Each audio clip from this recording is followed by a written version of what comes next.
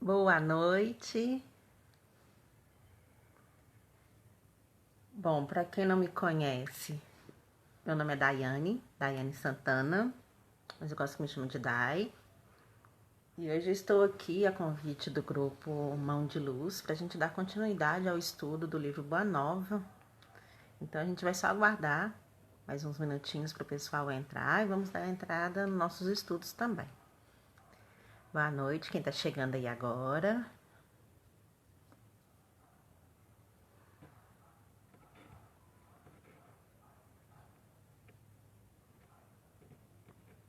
Fiquem à vontade para convidar os coleguinhas.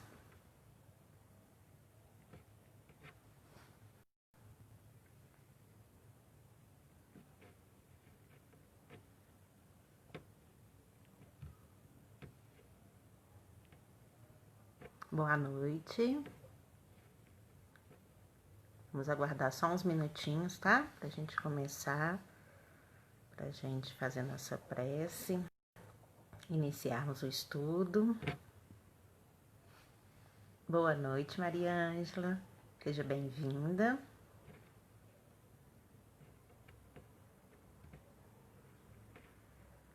Gente, quem quiser convidar os amigos aí para assistir, é só clicar nesse aviãozinho que tá aqui embaixo no Instagram. E no Facebook tem um bonequinho com uma setinha, tá? Que a gente pode estar convidando outras pessoas para estar assistindo a live também.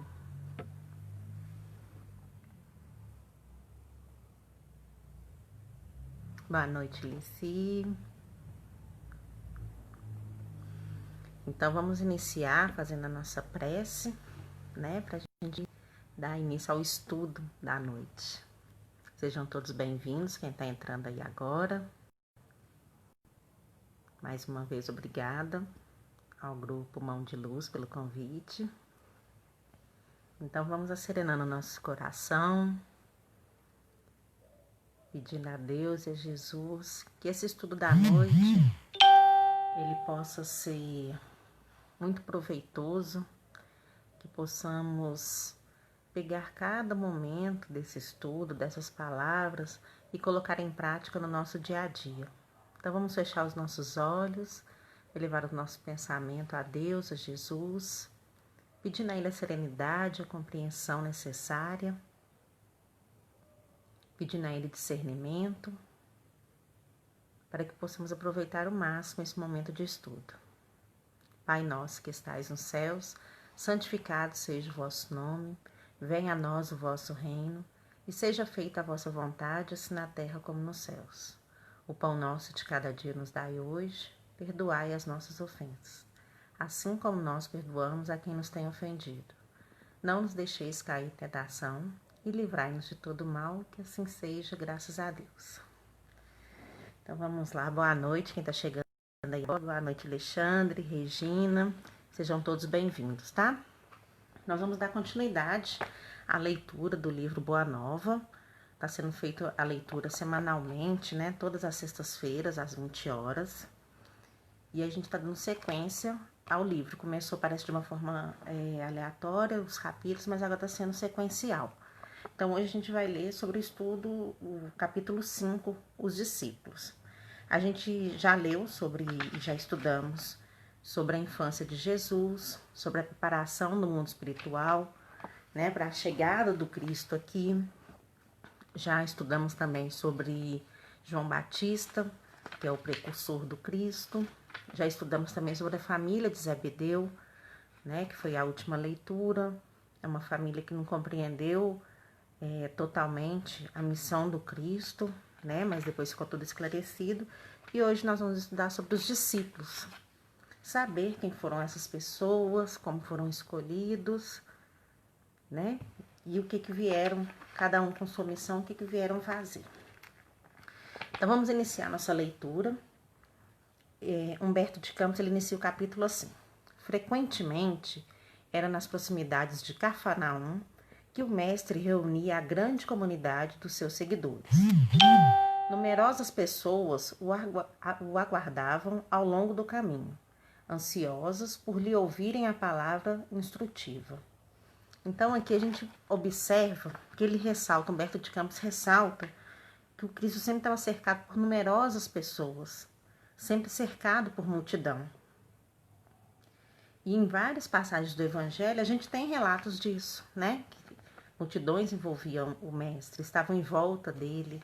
Quando ele curou a mulher que sangrava, ela estava numa multidão, né? Que ela conseguiu chegar até ele. Quando Zaqueu subiu na árvore, foi por causa da multidão que ele subiu na árvore, que ele não conseguia ver o Cristo. Então, em várias passagens do Evangelho, a gente tem relatos como esse. Regina, você tá sem som? Tá todo mundo sem som?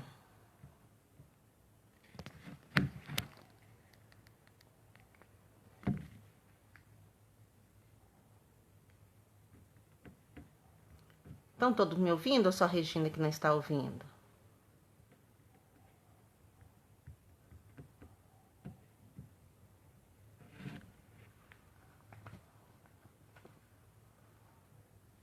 Regina, você tá me ouvindo? No Face vocês estão me ouvindo bem? Regina, tenta ver se não é o seu som. Aumenta aí o som para ver se você consegue.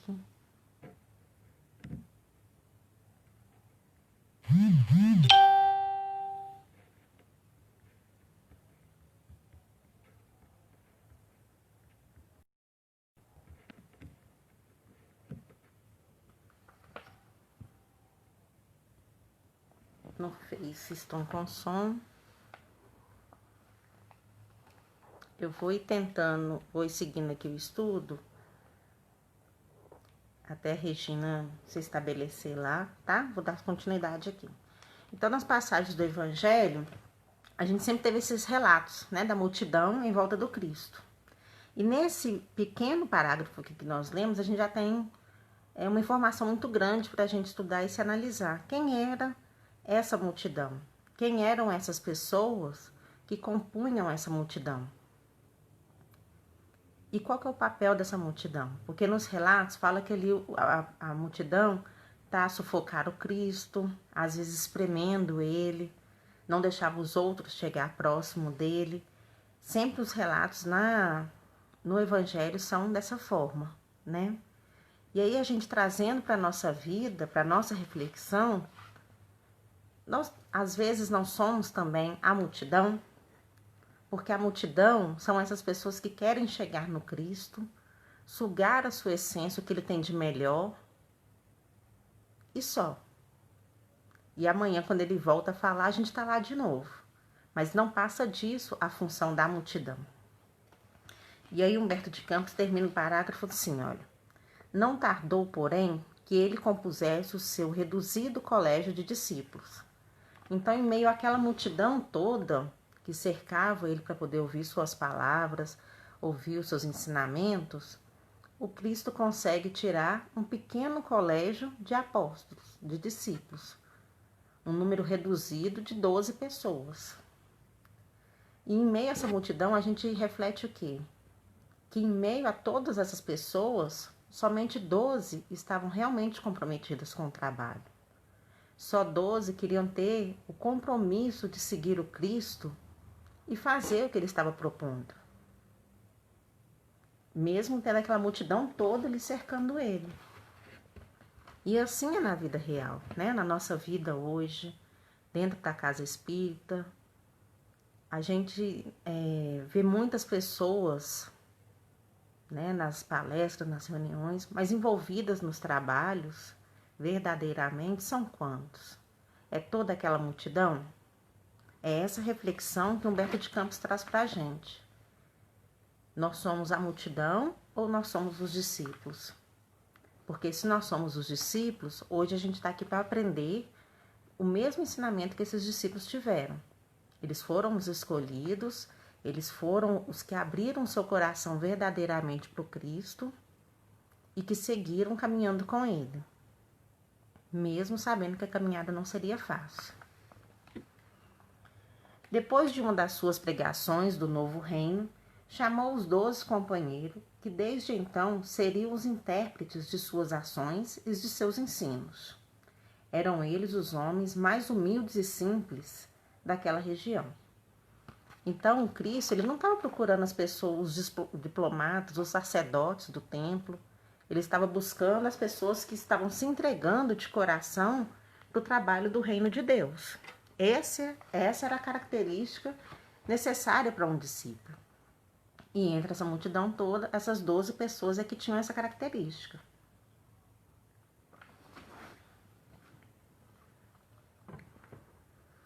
E aí, quem eram essas pessoas? Vamos ver aqui. Pedro, André e Filipe eram filhos de Betsaida, de onde vinham igualmente Tiago e João. Então, Tiago e João eram irmãos, descendentes de Zebedeu. Levi, Tadeu e Tiago, filhos de Alfeu e sua esposa Cleófas, parentas de Maria, que eles também foram juntando ao grupo. O Tomé, que nós ficamos, é conhecido até hoje, né, que é necessário ver para crer, foi Tomé, foi o que entrou mais desconfiado nesse grupo, né, porque o mestre cheio de propostas, cheio de ensinamentos, ele ficou com o pé meio atrás, querendo entender que reino era esse. Bartolomeu, Simão, que era conhecido como os Zelotes. Zelotes era um movimento que tinha na época político, bem revolucionário. Então, Simão era um discípulo revolucionário. Esses zelotes, eles utilizavam até de armas para poder defender as suas ideias. Eles queriam revolucionar naquele tempo. Então, Simão era conhecido como o Zelote, porque ele fazia parte antes desse grupo, os Zelotes. Judas, o Iscariotes. Iscariotes não era o sobrenome dele, tá? Iscariotes era a cidade de onde ele vinha.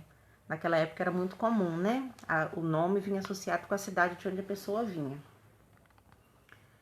E Judas, ele tinha um comércio ali na região, que era o que era mais diferente das características dos outros. Os outros eram homens humildes, pescadores. Judas era ex-comerciantes e Levi, ele era o que recolhia os impostos. Então temos esses dois discípulos que diferenciavam um pouco da característica dos demais. Os outros 10 eram pescadores ali da região mesmo. O reduzido grupo de companheiros do Messias experimentou a princípio certas dificuldades para harmonizar-se. Pequeninas contendas geravam a separatividade entre eles. E isso nós temos até hoje, né? Porque no trabalho, gente, não é fácil a gente, por mais que estejamos todos no mesmo ideal, né, que é trabalhar para o Cristo, não estamos todos com o mesmo pensamento. Então é difícil a gente conviver em grupo, conviver em sociedade, sem ter esses momentos de contenda. E assim é na casa espírita também. Dentro do trabalho, a gente vai encontrar colegas que divergem das ideias nossas. E aí o que temos que fazer? Ver o que é melhor para o trabalho. Não é o melhor para mim, não é o melhor para você, é o melhor para o trabalho. Nós estamos aqui a função e a serviço do Cristo. O nosso papel é trabalhar levantando esse reino que Cristo iniciou, que é o que ele veio trazer com a Boa Nova. E é claro que pelo caminho nós vamos ter essas contendas. Dentre as tarefas, dentre os trabalhos, vai ter a contenda. Porque nem todo mundo pensa igual, né? Nós somos seres diferentes, com pensamentos diferentes, com ideias, com princípios. E tudo isso tem que ser levado em consideração. Não é verdade? Então, Humberto de Campos continua assim. De vez em quando o mestre o surpreendia em discussões inúteis. Então, o mestre tinha o hábito, Jesus tinha o hábito de vir caminhando lentamente para ver do que eles estavam conversando. E quando ele percebia que eram esses momentos de divergência que eles estavam discutindo, ele observava para ver o que se tratava. E muitas das vezes as discussões inúteis sobre qual deles seria o maior no reino de Deus. Então olha como que estavam os discípulos e a gente se vê nessa mesma situação. Quantas vezes nós ainda nos vemos disputando lugares, tarefas, posições. Esse que é o objetivo. Aqueles 12, eles podiam estar, em vez de estar trabalhando, estar discutindo quem que seria o mais importante entre eles, quem que seria o sucessor direto do Cristo, igual Humberto de Campos relata aqui, que eles brigavam quem que seria o braço direito do Cristo. E a nossa função, hoje com o estudo que nós temos, com o conhecimento que temos, não nos cabe mais esse tipo de discussão, esse tipo de comportamento. Nós estamos aqui para andarmos todos de mão dadas, juntos, uns apoiando os outros, para que o trabalho flua, para que conseguimos atingir o nosso objetivo, o sucesso total do trabalho, né? Não é o meu sucesso individual. A obra ela não é minha. E aí isso que o Cristo tentava combater com eles o tempo todo. Que Humberto de Campos fala aqui que era muito comum. Então, várias vezes eles discutiam por causa disso. De outras vezes, desejavam saber qual dentre todos revelava sabedoria maior no campo do evangelho. Então, olha a discussão deles como era ainda pequena, né? Eles ainda não entendiam o que seria o trabalho desse discípulo. Levi continuava nos seus trabalhos da coletoria local. Então, Levi ele continuou trabalhando, recolhendo os impostos. Enquanto Judas prosseguia nos seus pequenos negócios. Judas tinha uma vendinha ali perto e continuou com a sua vendinha, né? Fazendo o seu comércio. Embora se reunisse diariamente aos demais companheiros. Os 10 outros discípulos viviam quase que constantemente com Jesus, junto às águas transparentes, como se participassem de uma festa incessante de luz. Então, os outros 10, que eram os pescadores, eles ficavam a maior parte do tempo com Jesus, né? Deslumbrados com aquele momento, deslumbrados com as palavras do Mestre, com os ensinamentos. Então, grande parte do dia, eles ficavam os 10 juntos de Jesus. Iniciando, entretanto, o período de trabalhos ativo pela difusão da nova doutrina, o mestre reuniu os 12 em casa de Simão Pedro e lhes ministrou as primeiras instruções referente ao grande apostolado. Olha que interessante. Até então, o Cristo chama todos eles de discípulos. Por que existem os discípulos e os apóstolos? Os discípulos são aqueles que têm que andar junto ao mestre, não têm autonomia para o trabalho. E quando ele fala que ele já passa as instruções para iniciar o apostolado, ou seja, os discípulos virarem apóstolos, é que o Cristo queria que eles caminhassem sozinhos. O Cristo, já prevendo a sua pequena jornada na terra, ele queria deixar os apóstolos prontos para poder dar continuidade após o seu desencarne. Né? Não adiantava só ter discípulos enquanto ele estava aqui e quando ele desencarnasse, retornasse à pátria espiritual, o trabalho parasse, porque não tinha quem desse seguimento. Então, o objetivo desse colégio de discípulos, de apóstolos, era esse, formar os apóstolos para que eles tivessem condições de andar sozinhos, que eles conseguissem levar os ensinamentos mesmo sem o Cristo. Regina, você já está conseguindo ouvir? Vamos ver se a Regina está ouvindo.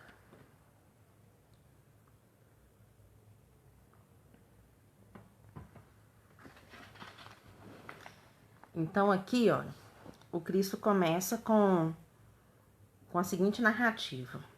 Amados, não tomareis o caminho largo por onde anda toda a gente, levada pelos interesses fáceis e inferiores.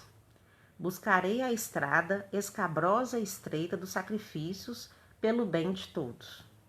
Também não penetreis no centro de discussões estéreis, à moda dos samaritanos, que das contendas que nada aproveitam as edificações do verdadeiro reino nos corações do sincero esforço.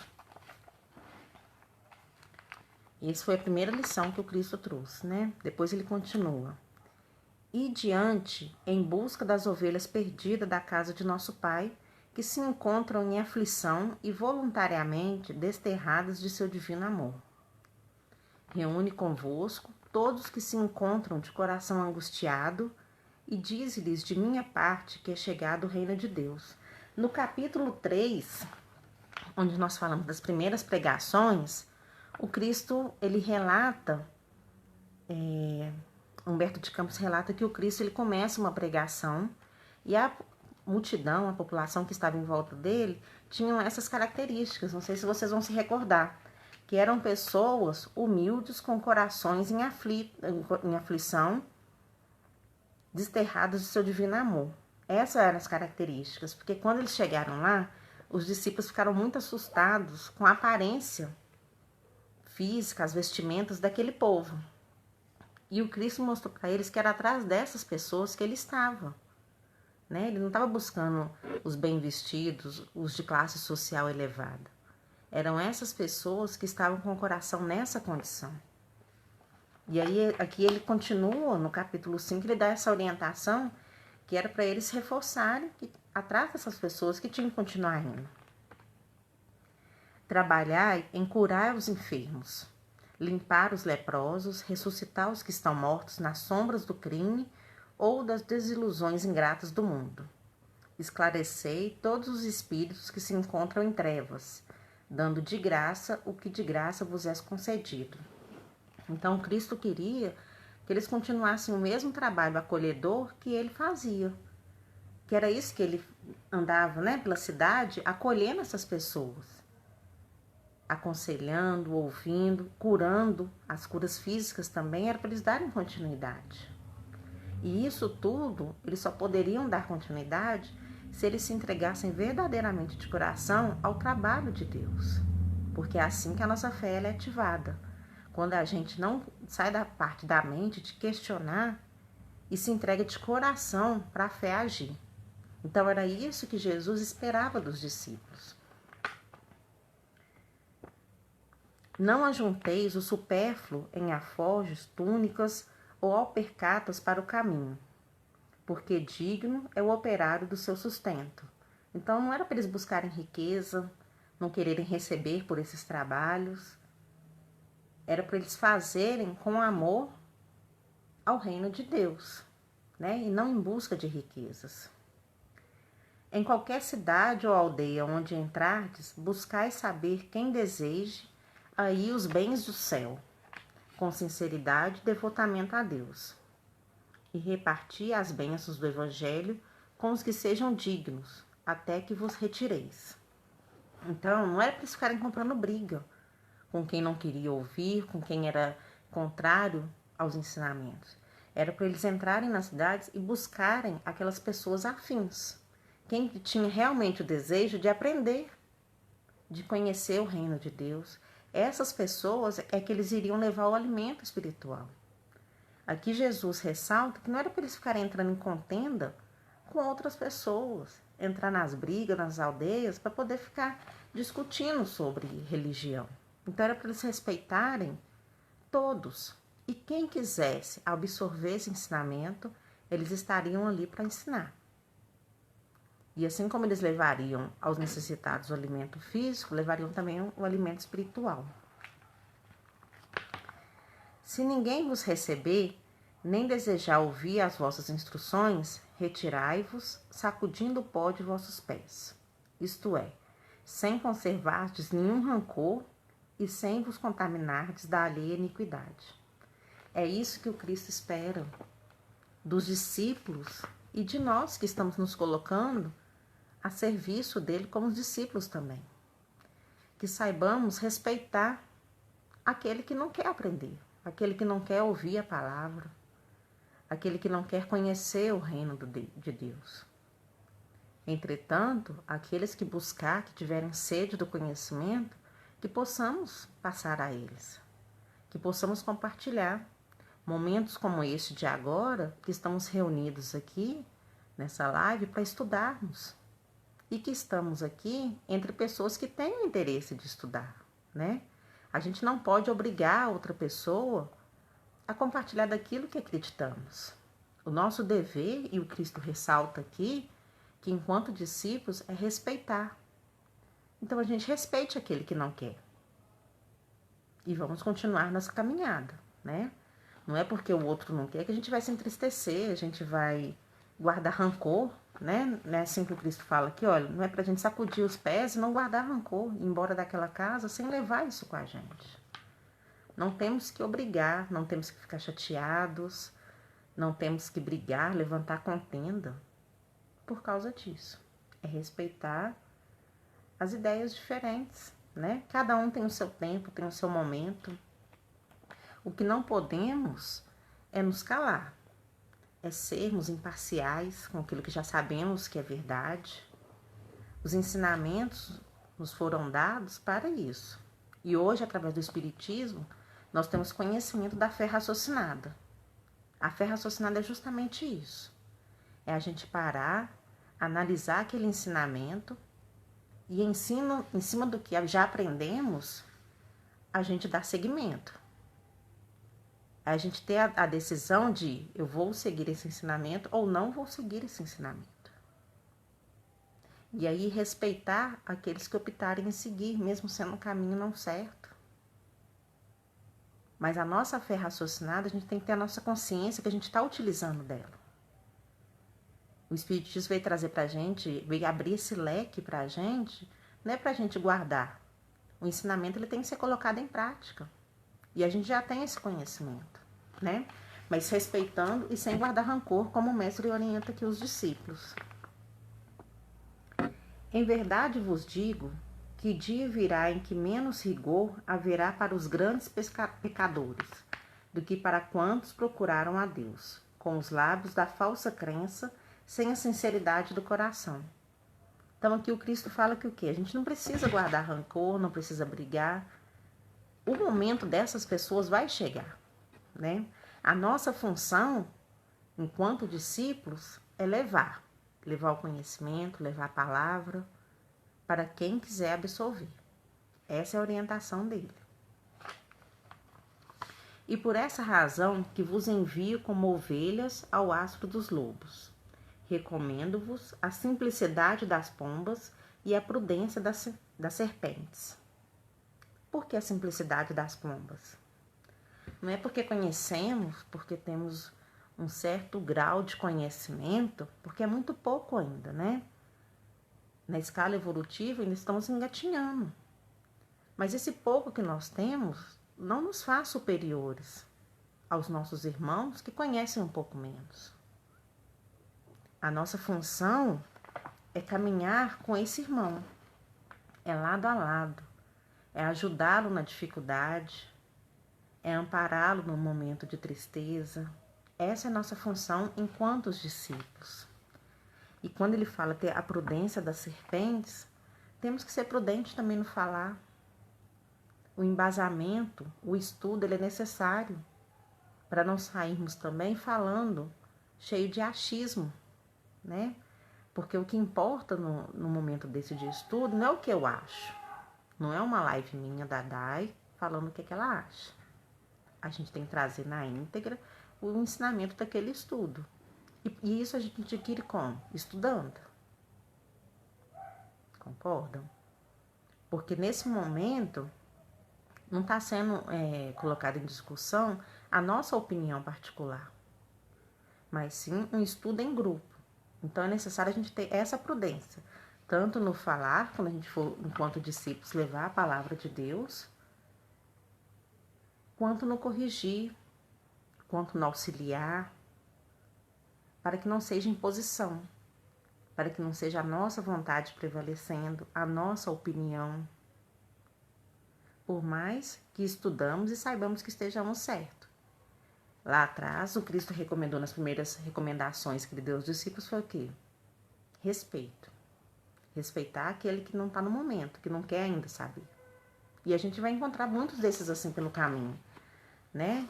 Na comunidade que nós frequentamos, na casa espírita, nas nossas famílias. O que mais vamos ter é isso, pessoas que não concordam com nossas ideias. E não podemos ficar brigando por isso.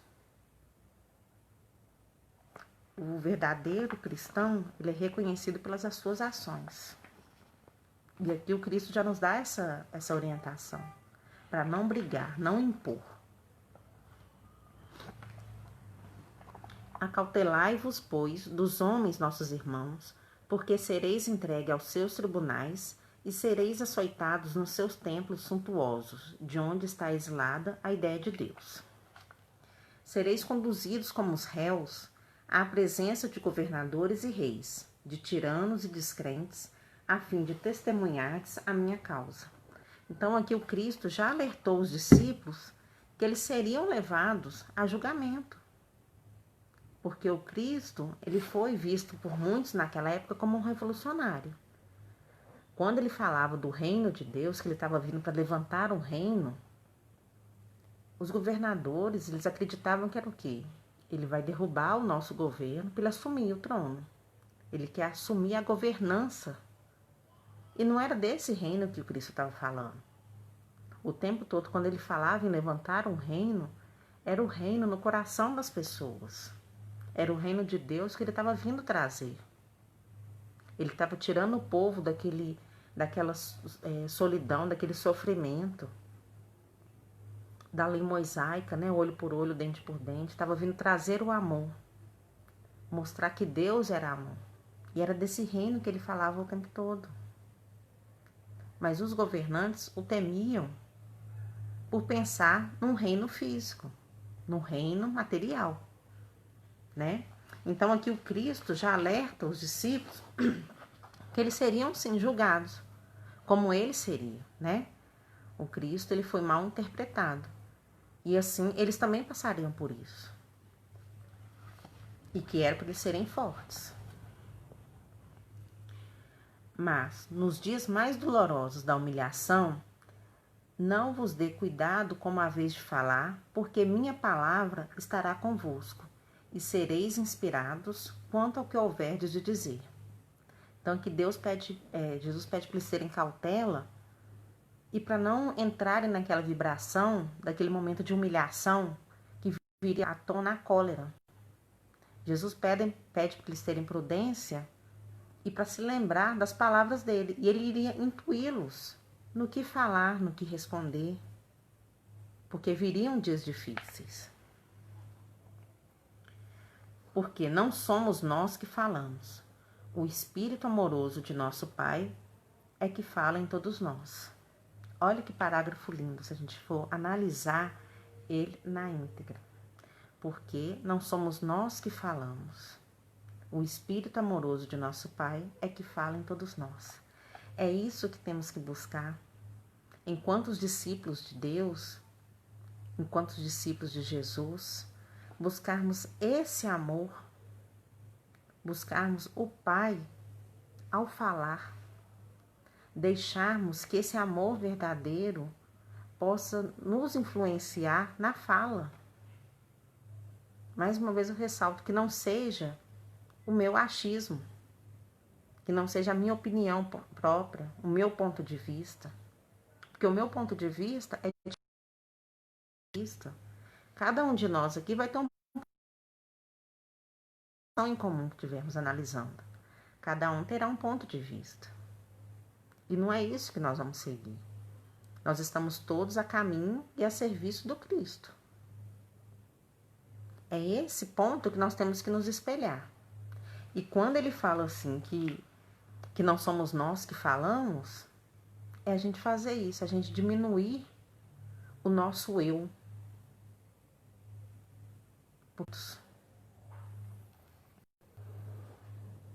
Nesses dias de sombra, em que se lutará no mundo por meu nome, o irmão entregará à morte o próprio irmão, o pai os filhos, espelhando-se nos caminhos o rastro sinistro dos lobos da iniquidade. Então, olha só, o Cristo já preveniu eles desses momentos difíceis que eles iriam passar. Esses dias de sombra, como ele relata aqui, Humberto de Campos relata como dias de sombra, onde irmãos iriam brigar com irmãos em nome do Cristo. E isso, infelizmente, nós vemos até hoje. Quantas pessoas, quantas vidas já se foram em brigas em nome do Cristo, em nome da religião, em nome de Deus, sendo que não é isso que Deus quer. E aqui o Cristo já orienta os discípulos e fica uma orientação para nós também. Quando lá atrás ele fala para respeitarmos.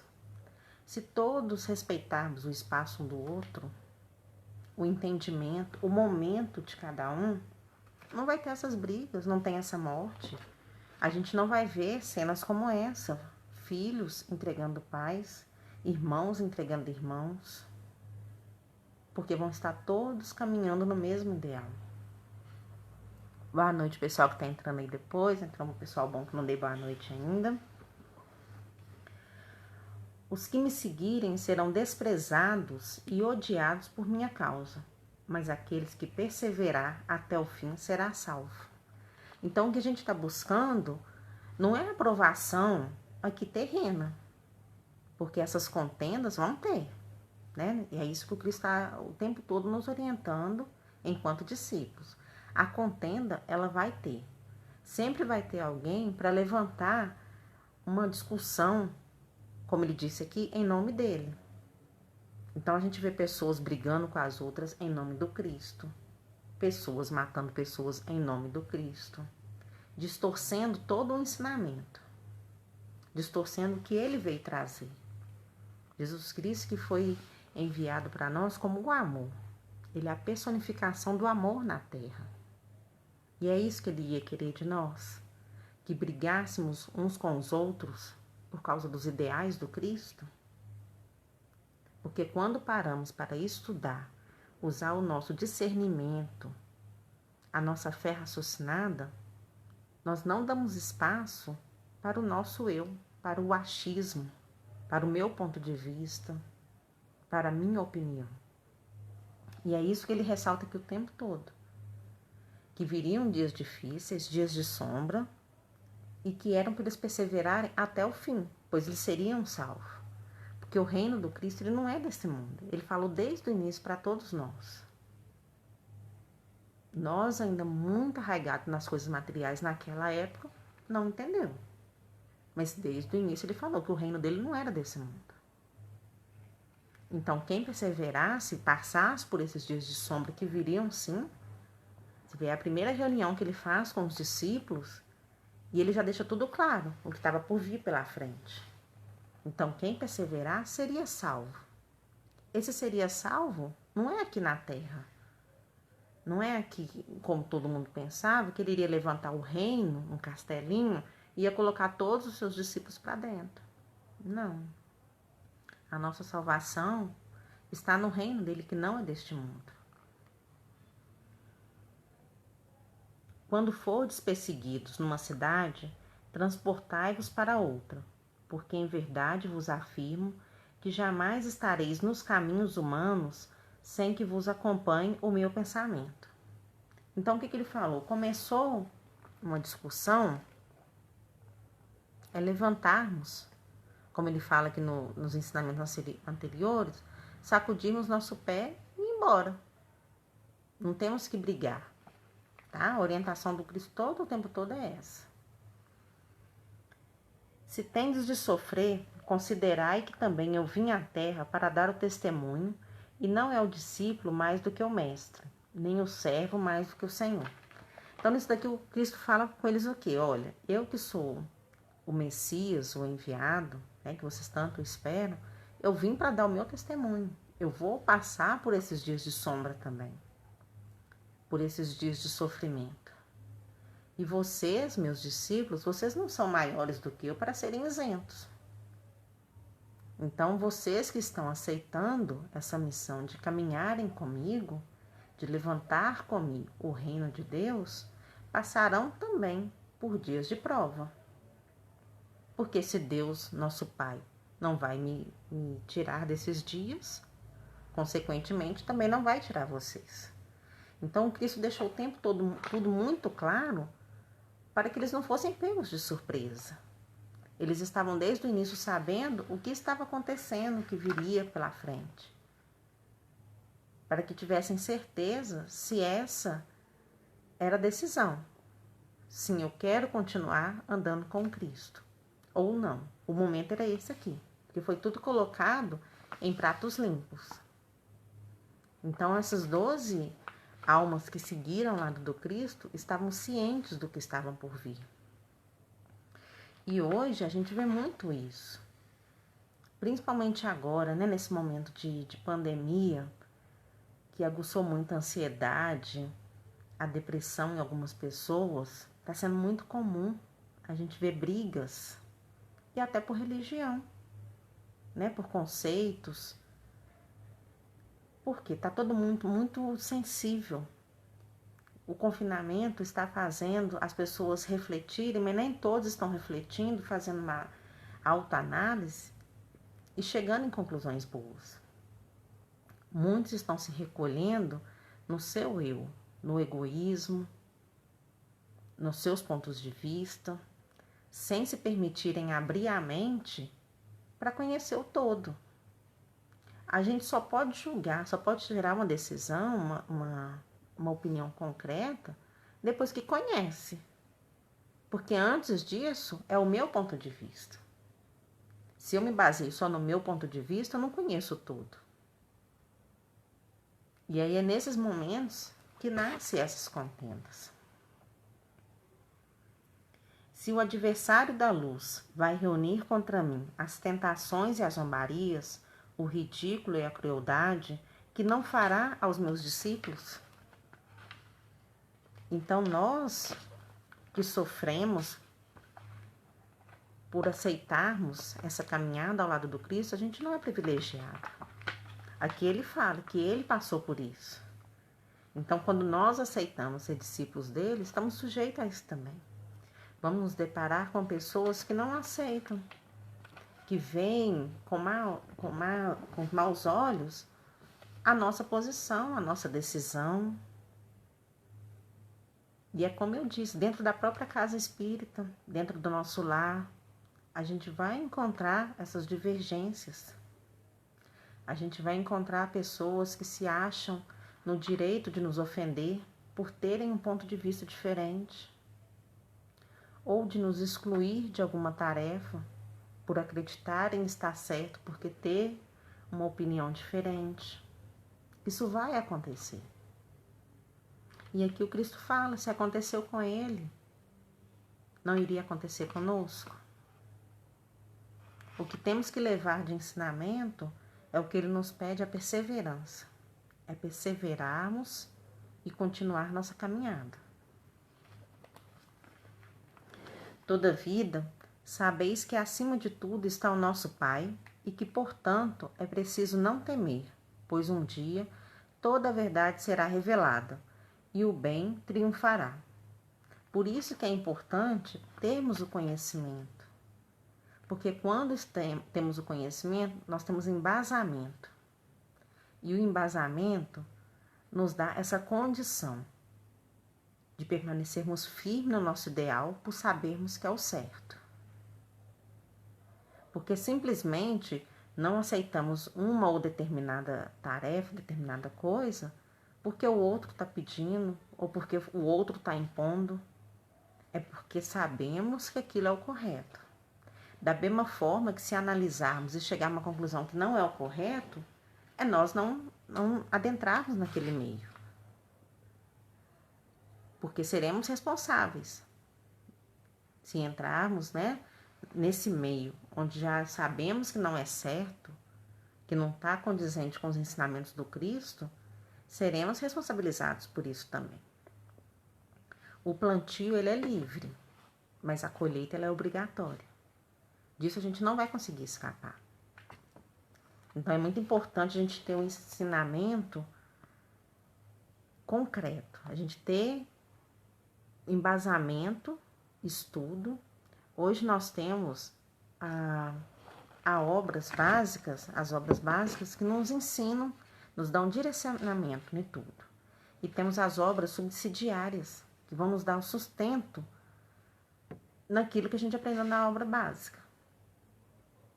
Então, hoje a gente tem várias ferramentas para buscarmos o conhecimento, para buscarmos esse ensinamento, que é o que vai nos dar o embasamento, que vai ser o nosso sustento do ponto de vista. Que aí, quando formos colocados à prova por que estamos agindo de tal forma, nós sabemos argumentar por que estamos agindo daquela forma. Trabalhai pelo reino de Deus, e não temais os que matam o corpo, mas não podem aniquilar a alma. Temei antes os sentimentos malignos que mergulham o corpo e a alma no inferno da consciência. É isso, é a nossa consciência que temos que pensar, que temos que preparar para estar sempre com embasamento no bem, nos ensinamentos do Cristo, para não sermos pegos nessas armadilhas. E aí, a gente pode refletir nos dias de hoje, no nosso dia a dia, se estamos tendo embasamento para as nossas decisões. Porque lá atrás nós já aceitamos sermos discípulos do Cristo. Nós falamos com Ele que queremos, né? Por isso estamos aqui hoje. Estamos aqui hoje estudando porque somos discípulos do Cristo. Mas eu tenho me dedicado a esse trabalho do Cristo? Ou eu sou só mais um naquela multidão que falou lá no primeiro parágrafo? Porque a multidão, ela fica ali o tempo todo rodeando o Cristo. São os curiosos, que querem ir, conhecer, saber o que está acontecendo. Na hora que descobriu, pula fora. Porque ser discípulo dá trabalho. Ser discípulo não é simplesmente caminhar atrás do Cristo, mas é você se embasar no que Ele ensinou e praticar o que Ele ensinou. Porque eu não posso aprender uma coisa, guardar esse ensinamento e na prática ser outra. Eu tenho que ser condizente com o que eu estudo, com o que eu prego, com o que eu tô aqui hoje falando para vocês na palestra. Na casa espírita, o que a gente fala, os evangelizadores falam com as crianças. O evangelizador, ele tem um papel muito importante dentro da casa espírita, porque ele está cuidando das crianças. São os futuros tarefeiros da casa. Então, ele tem que ser condizente com o que o Cristo está ensinando e que ele está praticando. Eu não posso ser duas pessoas, uma dentro da casa espírita, quando eu estou assistindo a palestra, e uma quando eu saio do portão para fora. Porque é isso que o Cristo ressalta aqui. Ser discípulo é vivenciar isso. Não é um cargo que eu chego, pego meu crachá e exerço ali 8 horas por dia de discípulo, depois entrego na portaria meu crachá e vou embora. Ser discípulo é 24 horas por dia. São 7 dias da semana.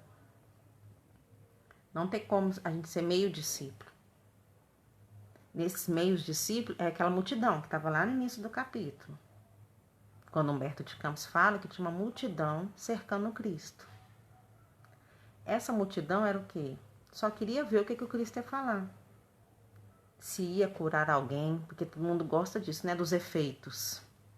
Se ia ter alguma cura, se ia dar aquele estrondo. Mas quando falou do trabalho pesado e árduo, quando Cristo relata aqui das perseguições, dos dias sombrios, só 12 ficaram. A multidão foi todo mundo embora. Só queria o bom da festa. Não temais, pois, porque um homem vale mais que muitos passarinhos. Empregai-vos no amor do Evangelho, e qualquer que vos me confessar diante dos homens, eu o confessarei igualmente diante de meu Pai que estás nos céus. Então, com essa passagem, o Cristo termina os ensinamentos que ele queria dar para os discípulos nessa primeira reunião. Então, aqui ele falou com os discípulos tudo o que viria pela frente. Porque esse trabalho não seria fácil. Então, ele falou tudo para ver se realmente eles queriam continuar com ele ou se alguém ia pular fora ali naquele momento, né? As recomendações de Jesus foram ouvidas ainda por algum tempo e, terminada a sua locução, no semblante de todos perpassava a nota íntima da alegria e da esperança. Os apóstolos criaram contemplar o glorioso porvir do evangelho do reino e estremeciam do júbilo dos seus corações. Então, mesmo diante de tantas advertências do Cristo, desses tempos sombrosos que ele fala que viriam pela frente, eles ainda ficaram alegres, porque acreditavam naquilo que o Cristo estava vindo pregar. E aí decidiram permanecer com Cristo. Mesmo diante de tanta coisa, né, que iria acontecer. Foi quando Judas Iscariotes, como que despertando antes dos outros companheiros, porque todos estavam naquele ar, naquele júbilo ali perante o Cristo falando, com aquela voz serena dele, e Judas despertou antes de todos os companheiros, daquelas profundas emoções de encantamento, se adiantou para o Messias, declarando em termos respeitosos e resolutos: Senhor, os vossos planos são justos e preciosos. Entretanto, é razoável considerarmos que nada poderemos edificar sem a contribuição de algum dinheiro. E olha que triste. Judas ainda preso no material. Judas ainda pensando em quê? Pensando como que eles iriam fazer essa revolução, como que eles iriam levantar esse reino, construir esse reino, se eles não tinham R$1 no bolso. Né? Porque os discípulos 10 eram pescadores, bem humildes. Ele tinha um comérciozinho, também não era grande coisa. Levi recolhia os impostos, mas o dinheiro também não era todo dele. Então eram todos muito humildes. E aí ele pergunta para o Cristo como que eles iam fazer toda essa obra que o Cristo relatou sem ter fundos. Eles não tinham dinheiro. E Jesus, o contemplando serenamente, prosseguiu: será que Deus precisou das riquezas precárias para construir as belezas do mundo? Em mãos que saibam dominá-lo, o dinheiro é um instrumento útil. Mas nunca será tudo, porque acima dos tesouros está o amor com seus infinitos recursos. Então, olha que mensagem linda do Cristo para Judas. Embora Judas ainda não compreendesse, nesse momento ainda não. Mas ele pergunta para Judas, será que Deus precisou levantar fundos para construir o mundo? Olha, tudo à nossa volta foi Deus que fez. Ele precisou de dinheiro para construir a natureza, para nos dar a vida, para fazer o céu. Foi essa pergunta que Jesus retornou para Judas. Ele refletir. Porque o dinheiro era a última coisa que o Cristo estava preocupado naquele momento. E os outros discípulos, envolvidos naquele sentimento, naquelas palavras do mestre, também não estavam preocupados de onde ia vir um recurso, se é que iam precisar de recurso. Eles estavam entendendo a parte espiritual da missão. Em meio da surpresa geral, Jesus, depois de uma pausa, continuou: no entanto, Judas, embora eu não tenha qualquer moeda do mundo, não posso desprezar o primeiro alvitre dos meus contribuintes, para a edificação do reino de meu Pai no espírito das criaturas.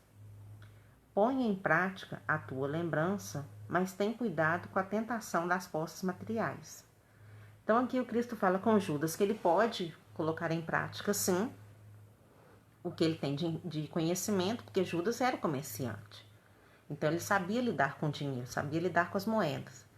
Então que ele poderia colocar isso em prática, mas o Cristo adverte: cuidado com a tentação das posses materiais. Porque o Cristo já sabia que naquela alma, embora aberta de boa vontade, entregue o seu coração ali naquele momento para o trabalho, sabia da tentação que ainda estava dentro dele. Sabia que o dinheiro tinha muito valor, falava muito alto. Hoje não, graças a Deus, hoje a gente tem notícia de Judas diferente, né? Já está redimido, é um espírito bom, de luz. Mas nessa época aqui, não.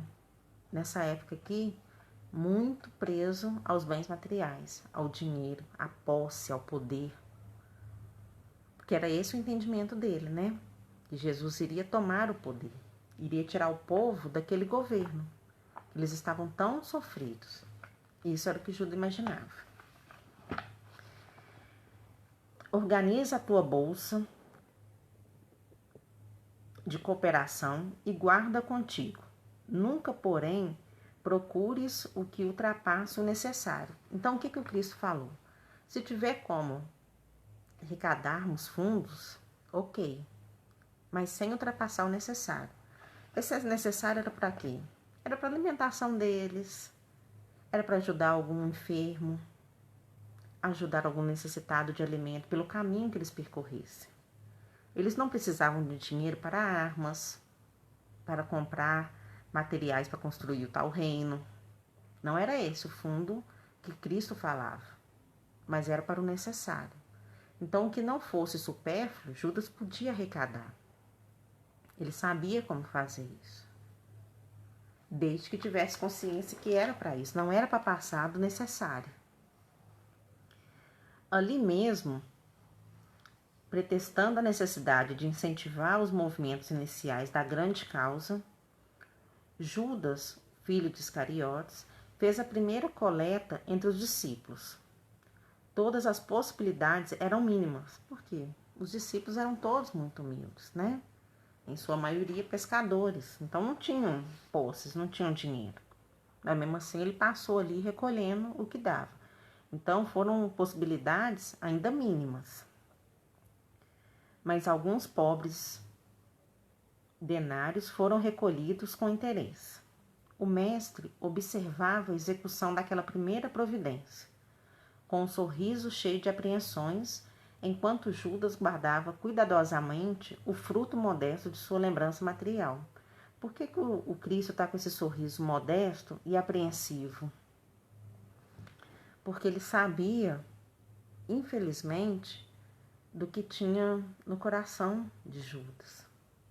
Que por mais que ele estava recomendando ali para ele ter prudência e recolher somente o necessário, né, que era para suas necessidades básicas ali do grupo e dos necessitados que ele se encontrasse pelo caminho, o Cristo conhecia o que estava no seu coração.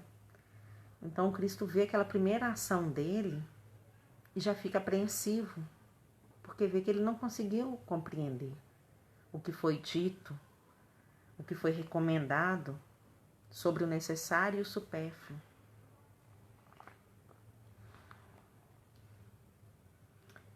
Em seguida, apresentando a Jesus a bolsa minúscula que se perdia nas dobras de sua túnica, exclamou satisfeito. Então ele conseguiu recolher ali de todo mundo, né? Porque ele argumentou com um e com o outro, mesmo quem não tinha muito tinha que dar alguma coisa. E ele foi todo satisfeito em mostrar para o mestre o que ele tinha recolhido. Senhor, a bolsa é pequenina, mas constitui o primeiro passo para que se possa realizar alguma coisa.